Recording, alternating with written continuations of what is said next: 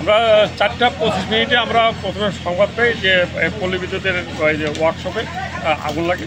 আগুনের মেসেজটা পাওয়ার পরে আমাদের তাৎক্ষণিক 3টে ইউনিট এখানে বুক করার পরে আমরা জানতে পারি যে আগুনের ভয়াবহতা অনেক বেশি। এখানে তেল ছিল, মোবাইল ছিল, এইগুলো বিস্ফোরণ হওয়াতে আমাদের আমরা পার্শ্ববর্তী স্টেশন সহ আরও 3টা ইউনিটকে কল করি। মোট টোটাল 6টা ইউনিটে কাজ করে প্রায় 1 ঘন্টা আমরা আমাদের টেকনিক্যাল ফোন ব্যবহার করে আগুনটাকে নিয়ন্ত্রণ নিয়ে এসি।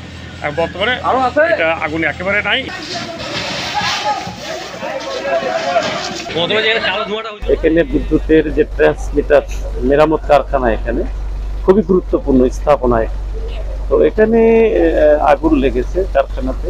এখানে আমরা আগুন লাগার খবর পেয়েই ফায়ার সার্ভিসও আসছে, আমরা পুলিশ আসছি।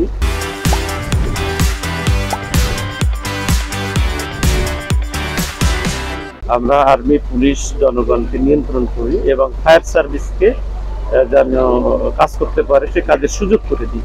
তো তারা স্মুথলি কাজ করছে, তারা নির্বিঘ্নে কাজ করে এখন আগুন নিয়ন্ত্রণে চলে আসছে, একেবারে সম্পূর্ণ জিরোতে চলে আসছে। ক্ষয়ক্ষতির পরিমাণ পরবর্তীতে নিরূপণ করবে কর্তৃপক্ষ, এটা আমাদের বিষয় না। আমরা এসে জনগণকে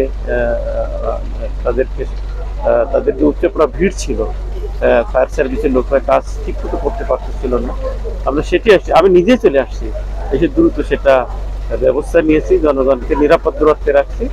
ফায়ার সার্ভিস স্মুথলি কাজ করছে এবং শর্ট টাইমেই তারা আগুনকে নিয়ন্ত্রণ করতে পেরেছে।